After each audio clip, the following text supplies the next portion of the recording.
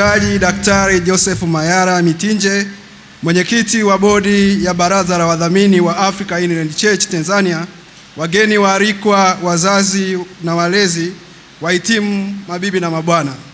Wahitimu waliopo mbele yako walidairiwa katika programu mbalimbali za masomo katika Chuo cha Sayansi za Afya Korandoto, kampasi ya Korandoto Mwanza, na Chuo cha Afya na Sayansi Shirikishi Bishop Kisula kwa nyakati tofauti. Wengi wao wakianza masomo yao mwezi Oktoba 2023.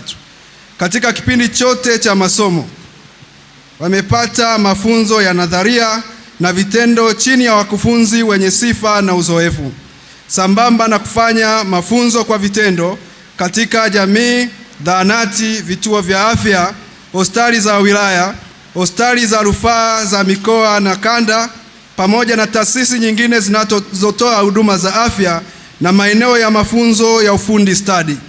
Chuo kina imani kuwa wahitimu hawa wamepata maarifa, ujuzi na maadili ya taaluma yanayoweza kutoa huduma kwa weledi, ubunifu na uwajibikaji, na hivyo kuchangia maendeleo ya sekta ya afya na ustawi wa jamii kwa ujumla.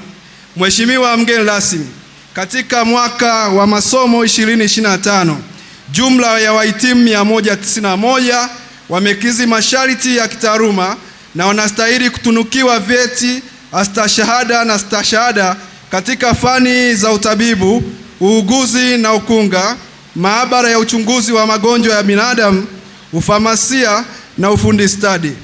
Kwa mujibu wa kanuni za Chuo cha Sayansi za Afya Korandoto Shinyanga, Chuo cha Sayansi za Afya na Sayansi Shirikishi Korandoto kampasi ya Mwanza, Chuo cha Afya Sayansi Shirikishi Bishop Kisula na mamlaka husika yanayosimamia udhibiti wa elimu. Kwa ridhaa yako Mheshimiwa mgeni rasmi, sasa naomba kuwakaribisha wakuu wa school mmoja baada ya mwingine kwa utaratibu uliopangwa ili wawahudhurishe wahitimu wanaostahili kutunikiwa vyeti, astashahada na stashahada. Mheshimiwa mgeni rasmi, sasa namkaribisha mkuu wa skuli ya utabibu Korandoto Shinyanga kwa ajili ya kuwahudhurisha wahitimu wa skuli hiyo mbele yako ili watunuku.